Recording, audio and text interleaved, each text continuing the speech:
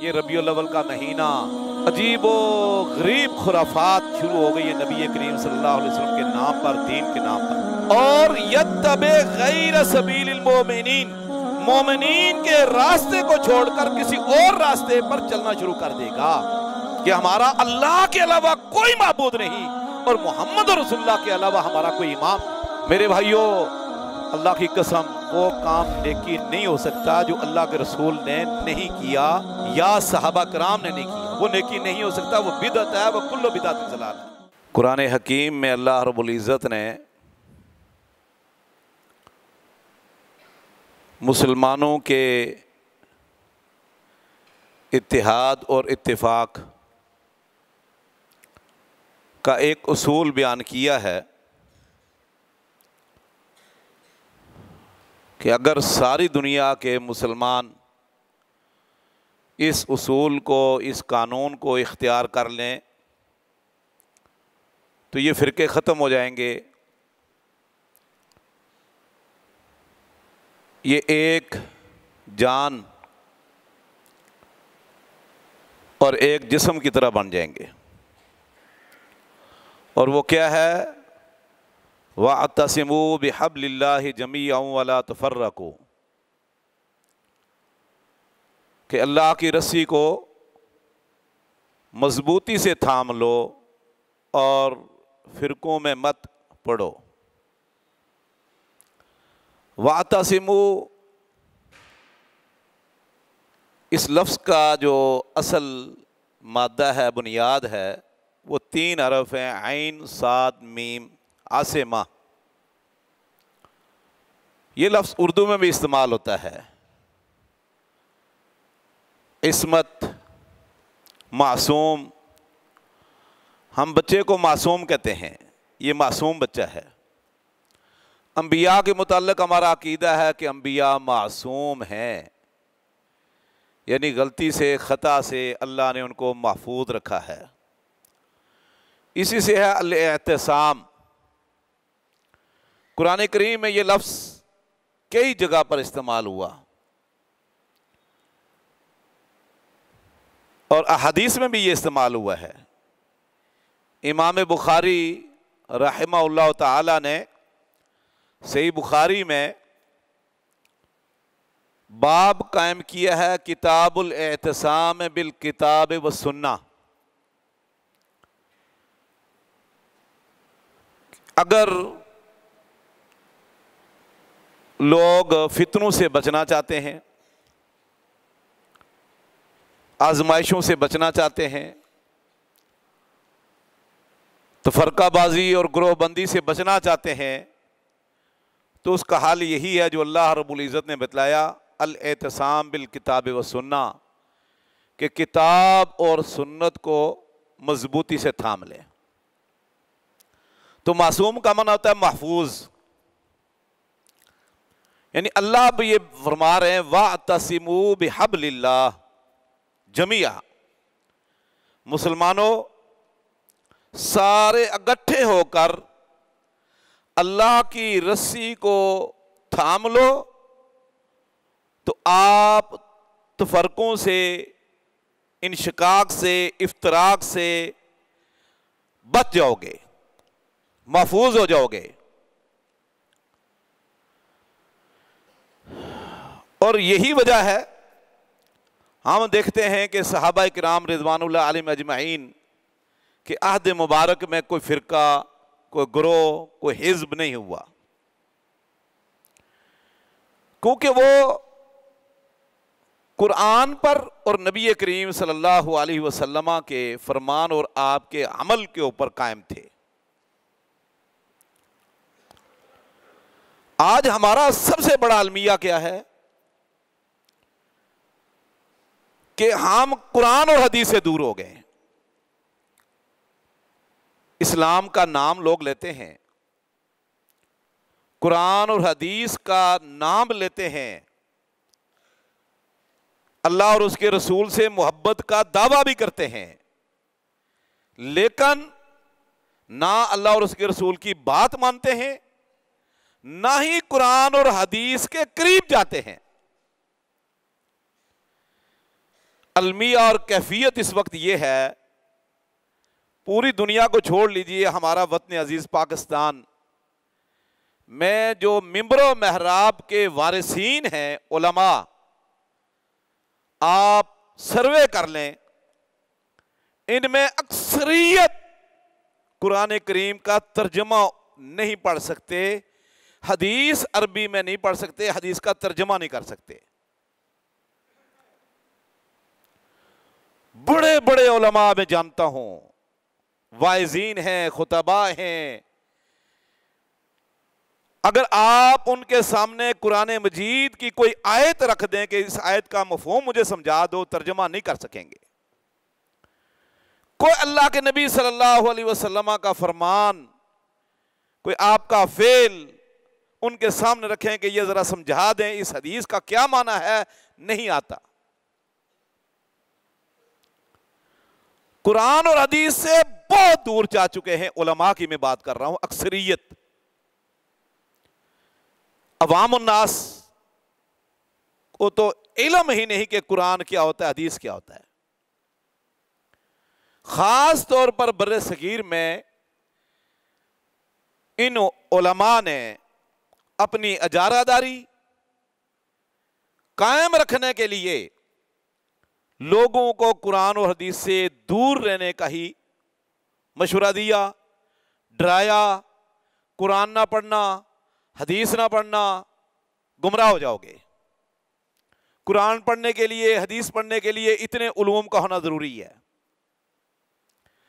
اب اللہ رب العزت جس نے مجھے اور آپ کو پیدا کیا، جس نے قرآن اتارا، وہ اللہ فرماتے ہیں وَلَقَدْ يَسَّرْنَا الْقُرْآنَ لِلذِّكْرِ فَهَلْ مِن مُدَّكِرٍ۔ کئی جگہ پر یہ آیات ہے اور کئی اور مقام پر بھی ہے کہ قرآن کو ہم نے انتہائی آسان کر دیا نصیحت کے لیے، عبرت کے لیے، سبق حاصل کرنے کے لیے، روشنی حاصل کرنے کے لیے۔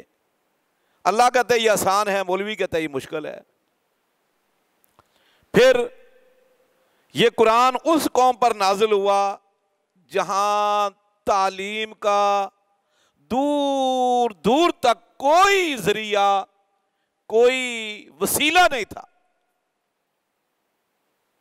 پورے جزیرۃ العرب میں یونیورسٹی، کالج، سکول تو بڑی دور کی بات ہے، کوئی کسی گھر میں بھی کوئی تعلیمی ادارہ نہیں تھا۔ ہمارے تو گھروں میں بھی چلو بیٹھکوں میں بھی دین پڑھتے نا لوگ، ٹیوشن سینٹر ہیں، انسٹیٹیوٹ ہیں۔ پورے جزیرۃ العرب میں تعلیم کا کوئی انتظام نہیں تھا۔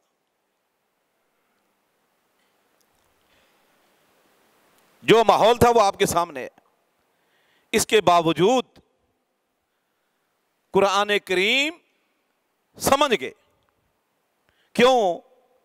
جس رب نے یہ قرآن کریم اتارا نا، اس نے اس قرآن کو سمجھانے کے لیے اپنا ایک نبی، اپنا سفیر، اپنا رہبر، رہنما مقرر کیا، محمد رسول اللہ صلی اللہ علیہ وسلم کا، یعلمہم الکتاب والحکمہ، اور ان کا استاد خالق کائنات تھا، جس نے اپنی 23 سالہ نبوت کی زندگی میں قرآن کی تعلیم دی ہے، قرآن سکھایا ہے۔ اللہ اکبر۔ وَاعْتَصِمُوا بِحَبْلِ اللَّهِ۔ اللہ کی رسی کیا ہے؟ علی بن ابی طالب رضی اللہ تعالیٰ فرمایا کرتے تھے، حبل اللہ الممدود بین السماء والارض۔ آسمان اور زمین کے درمیان یہ اللہ کی رسی ہے۔ رسی کے دو بال ہوتے ہیں، ایک ہے قرآن اور ایک ہے سنت، حدیث۔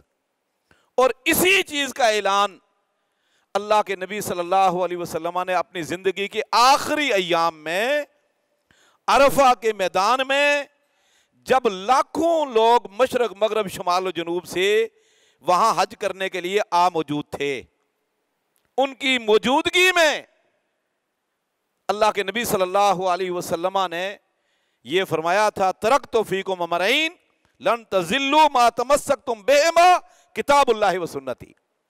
دو چیزیں میں تمہارے اندر چھوڑ کے جا رہا ہوں، جب تک مضبوطی سے تھامے رکھو گے گمراہ نہیں ہوگے۔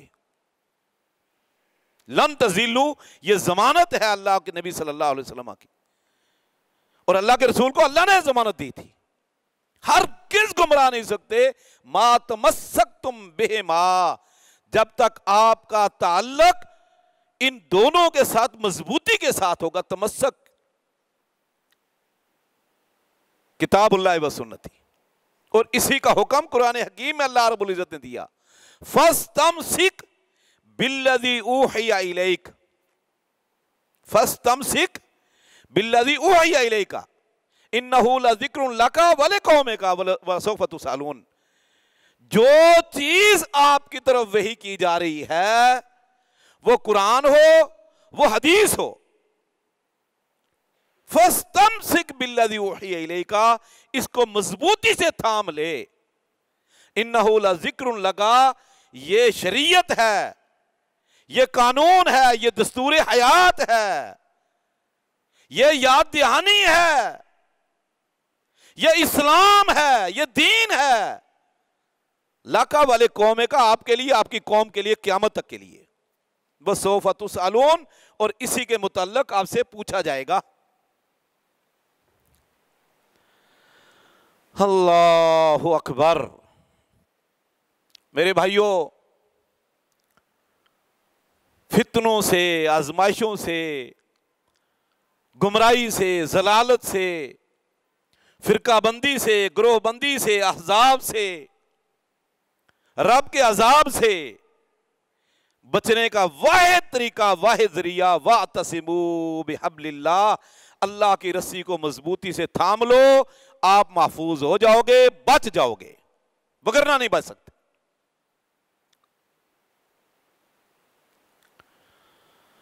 और एक दूसरे मकाम पे अल्लाह के रब्बुल इज्जत फरमाते हैं, वमन युशाकिकिर रसूल मिन बाद मा तबय्यन लहुल हुदा वयत्तबि गैर सबीलिल मुमिनीन नुवल्लिहि मा तवल्ला वनुस्लिहि जहन्नम वसाअत मसीरा। वमन युशाकिकिर रसूल, फरमाया वमन युशाकिकिर रसूल, जो शख्स रसूल की मुखालफत करेगा, वयत्तबि गैर सबीलिल मुमिनीन, और मोमनों के रास्ते को छोड़कर किसी और रास्ते को इख्तियार करेगा, नुवल्लिहि मा तवल्ला, हम उसको उधर ही चलाएंगे जिधर वो जाना चाहता है, और फिर जहन्नम में दाखिल कर देंगे। बसात मसीरा, ये कोई अच्छा ठिकाना नहीं, बहुत बुरा ठिकाना है ये। और अल्लाह के नबी सल्लल्लाहु, यहां दो चीजें हैं, वमन युशाकिकिर रसूल, जो रसूल की मुखालफत करेगा, और यत्तबि गैर सबीलिल मुमिनीन, मोमिनीन के रास्ते को छोड़कर किसी और रास्ते पर चलना शुरू कर देगा। रसूल तो आप जानते हैं, एक ही रसूल हमारी तरफ आए, सैयदुल अंबिया, इमामुल अंबिया, खातमुल अंबिया, मोहम्मद रसूलुल्लाह सल्लल्लाहु अलैहि वसल्लम। तो मोमिनीन से क्या मुराद है? मोमिनीन से मुराद वही है जो अल्लाह रब्बुल इज्जत ने जिनको मोमिनीन कहा है। लक़द रज़ियल्लाहु अनिल मोमिनीन इज़ युबायिऊनका तहत शजरा, अल्लाह राजी हो गया उन मोमिनीन से जो आपके हाथ पर दरख्त के नीचे बैअत कर रहे थे। सहाबा किराम रिज़वानुल्लाह अलैहिम अजमईन हैं, अल्लाह के रसूल के शागिर्द हैं, इस्लाम के नुमाइंदे हैं।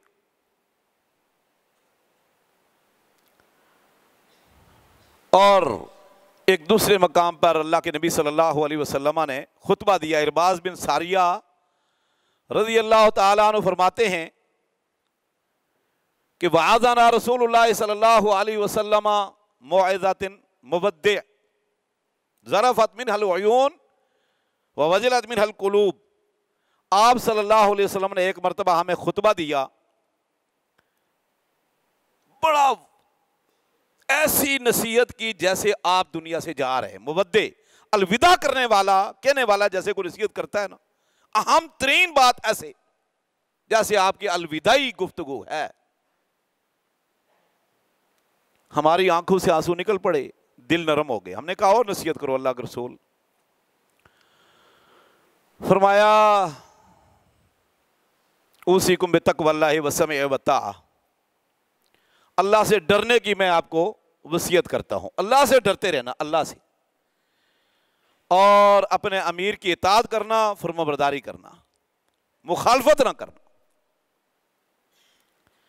پھر فرمایا یاد رکھو من یعش منکم فسیری اختلافا کثیرا، جو آپ میں سے لمبی زندگی پائے گا وہ دیکھے گا اختلاف بہت زیادہ ہوں گے، امت بٹتی چلی جائے گی، بکھرتی چلی جائے گی۔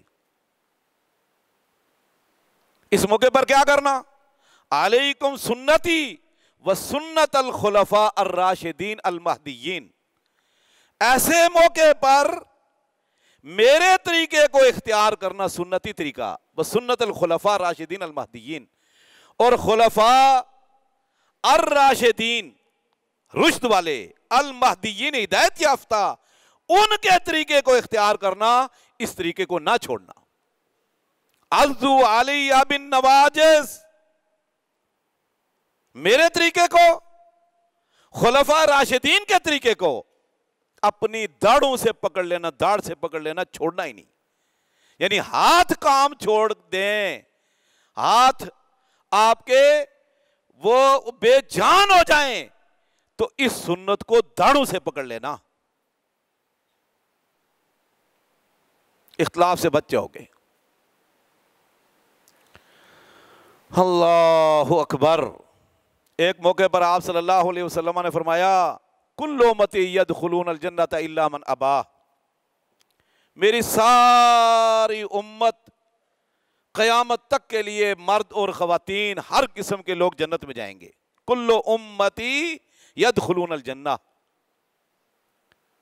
ہاں مگر جو جنت میں جانے سے خود ہی انکار کر دے وہ نہیں جائے گا، باقی سب جنت میں چلے جائیں گے۔ یا رسول اللہ ومن یابا، صحابہ کرام بڑے حیران، اللہ کے رسول کون انکار کرے گا؟ جنت میں جانے سے کون انکار کرے گا؟ وہ بدبخت ہوگا، بے وقوف ہوگا جو جنت میں جانے سے انکار کرے۔ قال من اطاعنی دخل الجنہ ومن عصانی فقد ابا، جس نے میری پیروی کی، میری اطاعت کی، وہ جنت میں چلا جائے گا، جس نے میری مخالفت کی، نافرمانی کی، وہ جہنم میں جائے گا۔ یہ دو ٹوک فیصلہ ہے۔ محمد فرق بین الناس،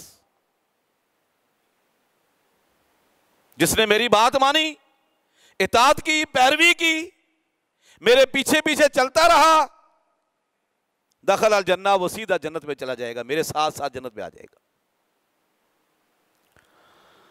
اللہ اکبر۔ یہ باتیں میں اس لیے عرض کر رہا ہوں، یہ ربیع الاول کا مہینہ عجیب و غریب خرافات شروع ہو گئی ہے نبی کریم صلی اللہ علیہ وسلم کے نام پر، دین کے نام پر، اور ہر سال کوئی نئی قسم کی رسم، نئی بدعت جاری ہو رہی ہے، کوئی نئی خرافات جاری ہو رہی ہے۔ محرم میں دیکھو ہر سال مارکیٹ میں کوئی نیا طریقہ حسین کے غم ماتم بنانے کا آتا ہے۔ ربیع الاول میں دیکھو ہر سال مارکیٹ میں کوئی نیا طریقہ آ رہا ہوتا ہے خوشی منانے کا، جشن منانے کا۔ ہیں کون ہیں؟ یہ وہ لوگ ہیں جنہوں نے عہد کیا تھا اشہد ان لا الہ الا اللہ و اشہد ان محمد رسول اللہ، کہ ہمارا اللہ کے علاوہ کوئی معبود نہیں اور محمد رسول اللہ کے علاوہ ہمارا کوئی امام نہیں۔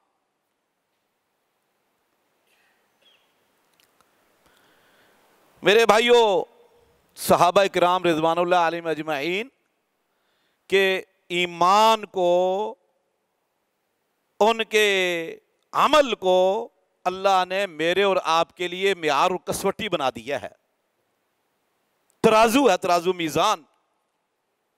فَإِنْ آمَنُوا بِمِثْلِ مَا آمَنْتُمْ بِهِ فَقَدْ اهْتَدَوْا، اس سے پہلے آیت پڑھے نا سورہ بقرہ کی پہلے پاری کی آخری آیات، وَقَالُوا كُونُوا هُودًا وَنَصَارَىٰ تَهْتَدُوا، یہودی کہتے ہیں یہودی بن جاؤ ہدایت پا جاؤ گے، عیسائی کہتے ہیں عیسائی بن جاؤ ہدایت پا جاؤ گے۔ اللہ رب العزت فرماتے ہیں نہیں، فَإِنْ آمَنُوا بِمِثْلِ مَا آمَنْتُمْ بِهِ فَقَدْ اهْتَدَوْا۔ صحابہ کرام نبی کریم صلی اللہ علیہ وسلم کے شاگردوں کو اللہ نے مخاطب کیا کہ جیسے تم ایمان لائے ہو قرآن پر، نبی کے ساتھ، اگر دنیا کے یہ لوگ، یہ انسان، یہ قیامت تک آنے والے بِمِثْلِ مَا آمَنْتُمْ بِهِ تمہاری طرح ایمان لے آئیں، فَقَدْ اهْتَدَوْا، تو یہ ہدایت یافتہ ہے۔ اگر آپ کا راستہ چھوڑ دیں، آپ کا طریقہ چھوڑ دیں، تو پھر کیا نتیجہ نکلے گا؟ وَمَن يُشَاقِقِ الرَّسُولَ مِن بَعْدِ مَا تَبَيَّنَ لَهُ الْهُدَىٰ وَيَتَّبِعْ غَيْرَ سَبِيلِ الْمُؤْمِنِينَ نُوَلِّهِ مَا تَوَلَّىٰ وَنُصْلِهِ جَهَنَّمَ وَسَاءَتْ مَصِيرًا۔ اللہ اکبر۔ صحابہ کرام رضوان اللہ علیہم اجمعین، نبی کریم قرآن اور حدیث پر ان کا عمل تھا۔ کبھی زندگی میں انہوں نے اللہ کے نبی صلی اللہ علیہ وسلم کی مخالفت کا تصور بھی نہیں کیا، انہوں نے مخالفت کا تصور نہیں کیا۔ لوگ آج کہتے ہیں جی نیکی کا کام ہی تو کر رہے ہیں، نیکی کا کام ہی تو کر رہے ہیں۔ میرے بھائیوں، اللہ کی قسم وہ کام نیکی نہیں ہو سکتا جو اللہ کے رسول نے نہیں کیا یا صحابہ کرام نے نہیں کیا، وہ نیکی نہیں ہو سکتا، وہ بدعت ہے، وہ کل بدعت ضلال ہے۔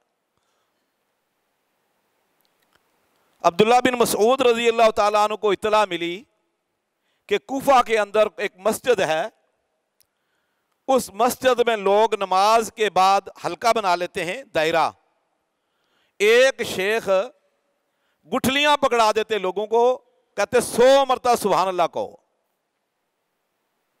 پھر کہتے 100 مرتبہ الحمدللہ کہو، پھر آخر میں کہتے 100 مرتبہ اللہ اکبر کہو۔ اب اس کی بڑی فضیلت ہے، اس ذکر کی نماز کے بعد بڑی فضیلت ہے۔ اللہ کے نبی صلی اللہ علیہ وسلم نے فرمایا کہ جو بندہ 100 مرتبہ سبحان اللہ الحمدللہ اللہ اکبر 33 مرتبہ کر کے 100 پورا کرے گا، سمندر کی جھاگ کے برابر گناہ ہوں تو بخش دیے جائیں گے، صحیح حدیث ہے۔ عمل وہ یہی کر رہے ہیں، اللہ کا ذکر کر رہے ہیں۔ کسی نے عبداللہ بن مسعود رضی اللہ عنہ کو بتلایا کہ وہ ایسے کرتے ہیں، کہا ایسا کرتے ہیں؟ کہا اب جب کریں گے مجھے بتانا۔ جب وہ کر رہے تھے نا، عبداللہ بن مسعود رضی اللہ عنہ کو بتایا کہ فلاں مسجد ہے، آپ چلے گئے وہاں، آپ کھڑے ہو گئے۔ عبداللہ بن مسعود رضی اللہ تعالیٰ عنہ، یا امت محمد، اے محمد صلی اللہ علیہ وسلم کی امت، یہ کیا ہو رہا ہے؟ کن کاموں میں پڑ گئے ہو؟ وہ کیا کہتے ہیں؟ یا ابا عبد الرحمن ما نفعل الا خیرا، ہم کو گناہ کا کام تھوڑا کر رہے ہیں، ہم تو نیکی کا کام کر رہے ہیں، ذکر اذکار کر رہے ہیں، اللہ کے رسول کا حکم ہے ذکر کرو، آپ کا طریقہ ہے۔ ہم خیر کا کام کر رہے ہیں، نیکی کا کام کر رہے ہیں۔ عبداللہ بن مسعود رضی اللہ تعالیٰ نے فرمایا یہ محمد صلی اللہ علیہ وسلم کے شاگرد ابھی موجود ہیں، وَثِيَابُهُ لَمْ تُبْلَى وَآنِيَتُهُ لَمْ تُكْسَرْ، ابھی آپ کے کپڑے مبارک بوسیدہ نہیں ہوئے، ابھی آپ صلی اللہ علیہ وسلم کے برتن اسی طرح موجود نہیں ٹوٹے، اور تم نے دین کے اندر یہ نئے نئے طریقے ایجاد کر لیے ہیں۔ اللہ کی قسم، جو کام اللہ کے نبی صلی اللہ علیہ وسلم نے نہیں کیا اور آپ کر رہے ہو وہ خیر نہیں ہو سکتا، وہ گمراہی ہے۔ پھر کیا فرمایا؟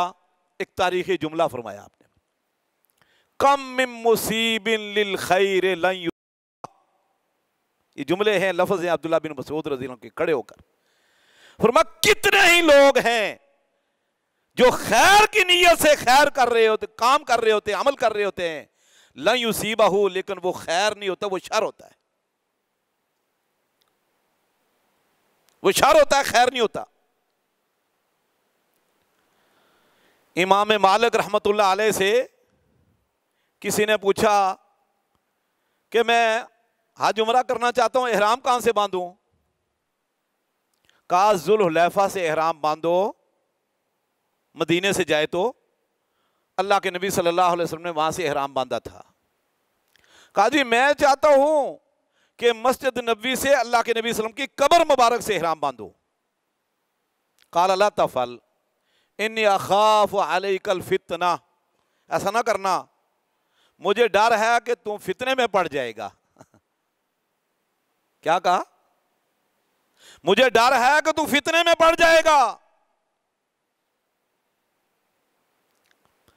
کہنے لگا ایو فتنہ فی ھذا، امام مالک کو کہنے لگا بندہ کہ اس میں فتنے میں پڑنے کی کیا بات ہے بھائی؟ اللہ کے نبی صلی اللہ علیہ وسلم نے ذوالحلیفہ سے احرام باندھا، میں مسجد نبی سے باندھوں گا، چند میل ہی تو اضافہ ہو گیا، تو تلبیہ میں اضافہ ہو جائے گا، احرام میں تھوڑا سا پہلے احرام باندھ دوں گا، اس میں کون سا فتنہ ہے؟ امام مالک رحمت اللہ علیہ نے فرمایا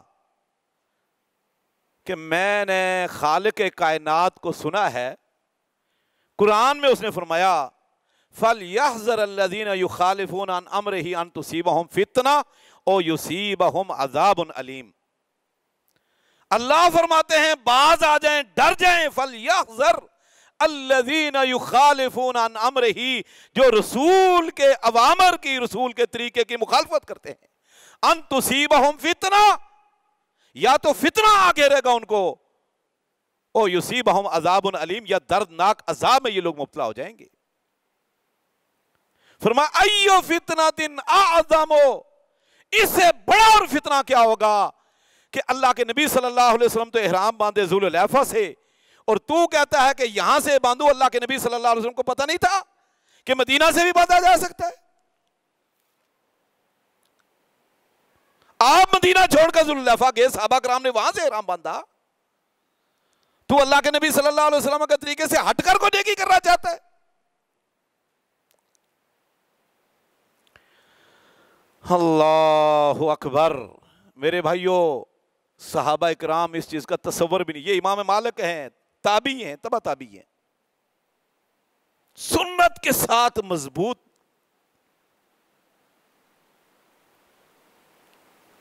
جنہوں نے اشہدو اللہ الہ الا اللہ کہہ دیا، پھر رب کے علاوہ کسی کی عبادت نہیں کی. اشہدو ان محمدن عبدہ و رسولہ کہہ دیا، پھر اللہ کے رسول صلی اللہ علیہ وسلم کو چھوڑ کر ادھر ادھر نہیں دیکھا، پھر وہی چیز لے لی جو رسول نے دے دی، اور وہ چیز چھوڑ دی جسے رسول نے منع کیا. اور اسی کا حکم اللہ دیتا ہے، حکم وما آتاکم الرسول فخذوہ وما نہاکم عنہ فانتہوا.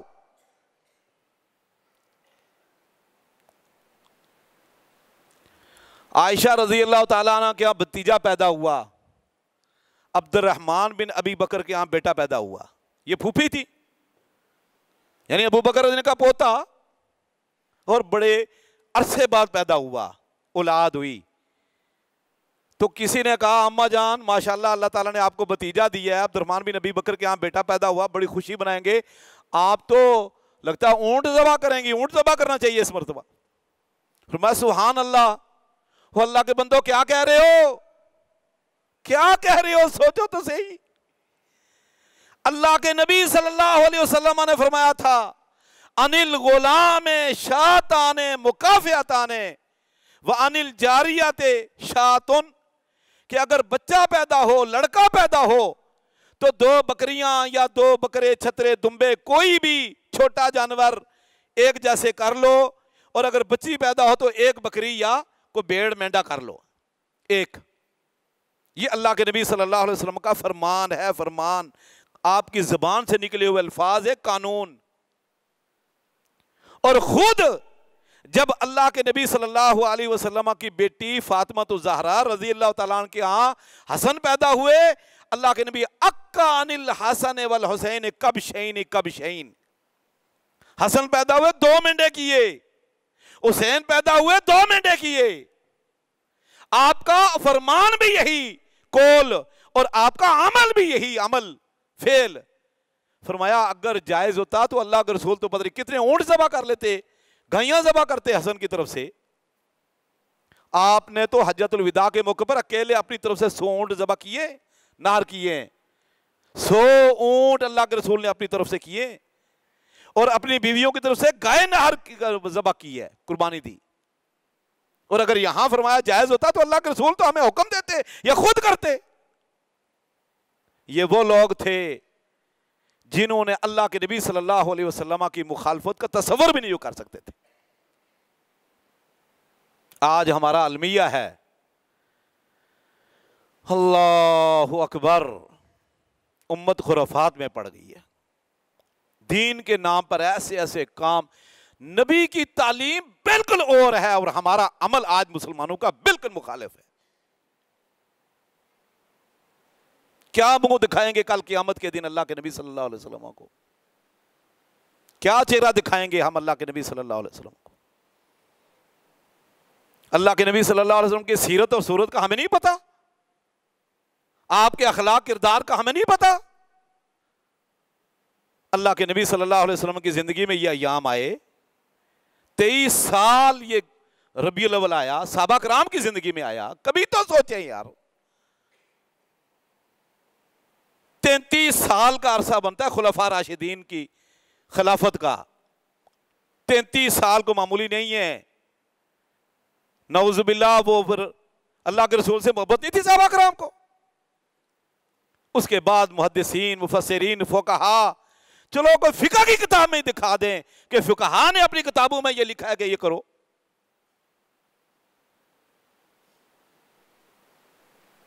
اور آنکھیں بند کر کے اس وقت لوگ، اللہ معاف فرمائے، چل رہے ہیں بس شیطان نے، ابلیس نے لگا دیا جدھر لگا دیا بس.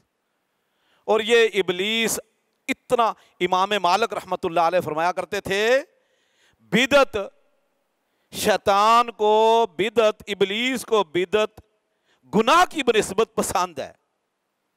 کیوں؟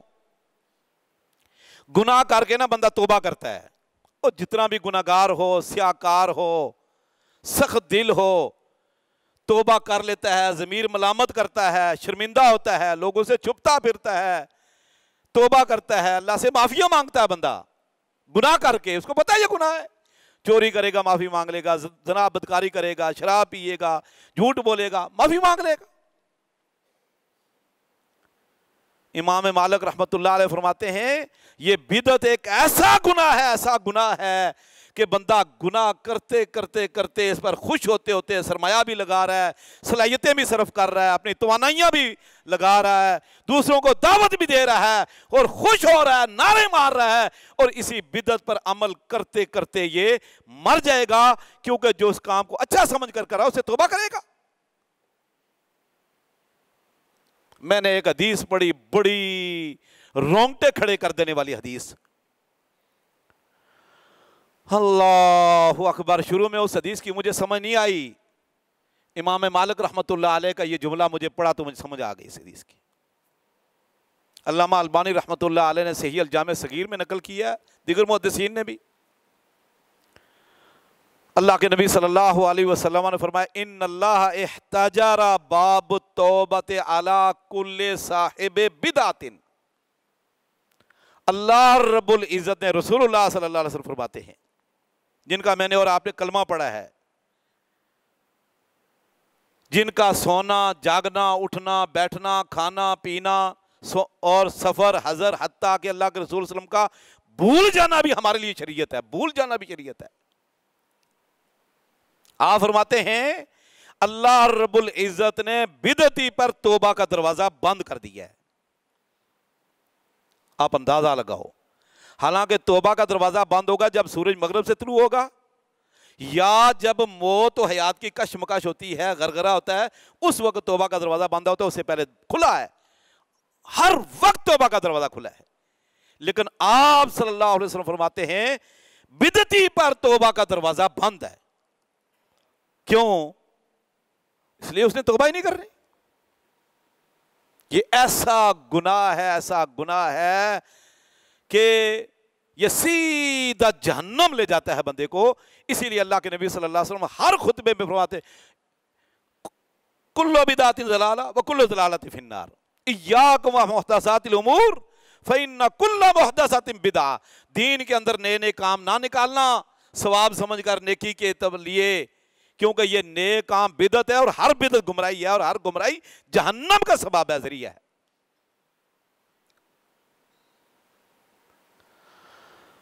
میرے بھائیوں، کیا کیا میں آپ کے سامنے بیان کروں۔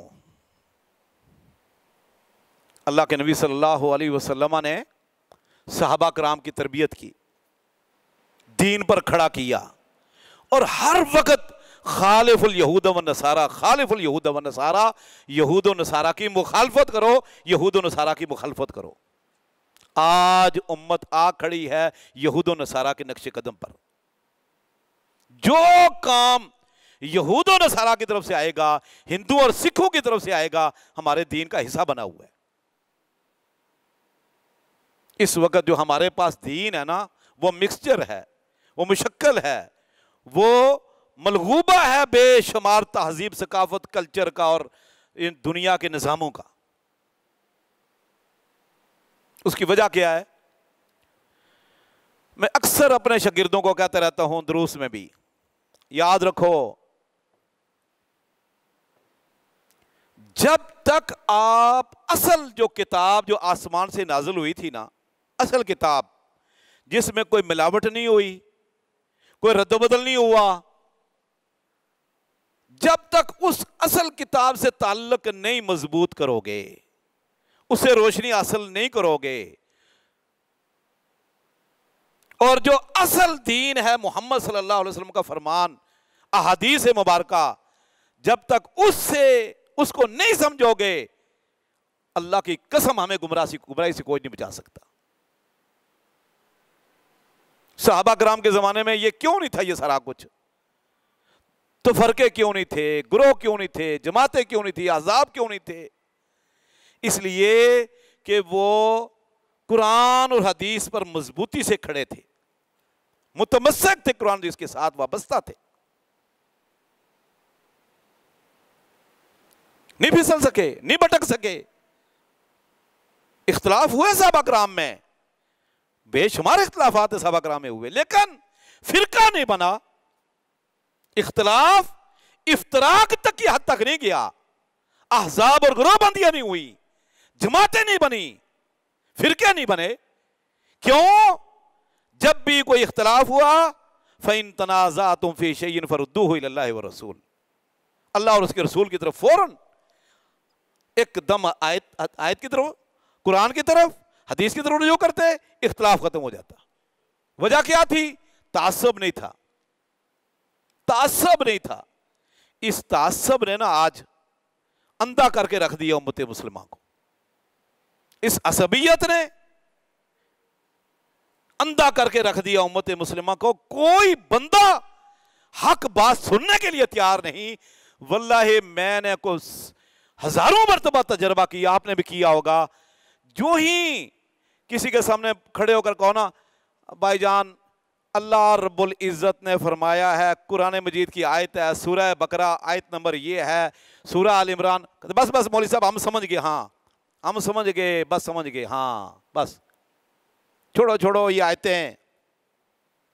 آپ نے کہہ دیا کہ بھائی جان ٹھیک ہے، میرا اور آپ کا اختلاف ہے، آپس میں تنازع ہو رہا ہے، لیکن میں آپ کے سامنے اللہ کے نبی صلی اللہ علیہ وسلم کا فرمان رکھتا ہوں، بخاری میں ہے، حدیث مسلم میں ہے، اور بخاری مسلم پر امت مسلمہ کا اتفاق ہے، اور میں عربی عبارت پڑھتا ہوں اور آپ کے سامنے کتاب رکھوں گا کہ اللہ کے نبی صلی اللہ علیہ وسلم فرمایا، اور بخاری میں ہے، مسلم میں ہے، ابو داؤد ترمذی۔ بس جی بس مولوی صاحب ہم سمجھ گئے، بس ہم سمجھ گئے، چھوڑے چونکہ چنانچہ اگرچہ مگرچہ، بس تقریباً اس وقت یہی ہے۔ اللہ اکبر، قرآن اور حدیث سے اتنی نفرت، اتنی بیزاری، تصور نہیں کر سکتے ہم کہ قرآن اور حدیث سے اتنی نفرت۔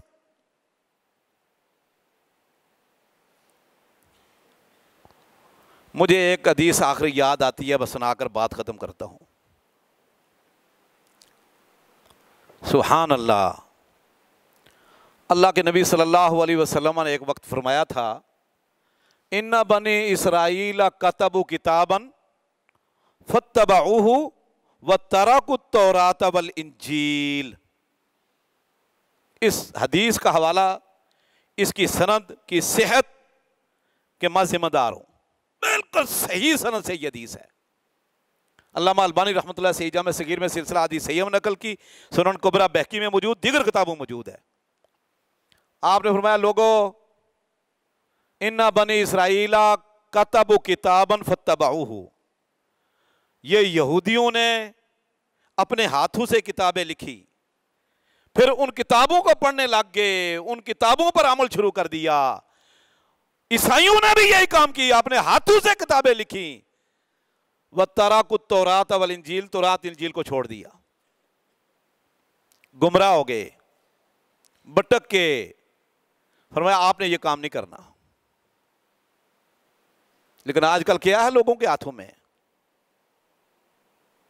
اللہ دین کو سمجھنے، اس پر عمل کرنے کی توفیق عطا فرمائے۔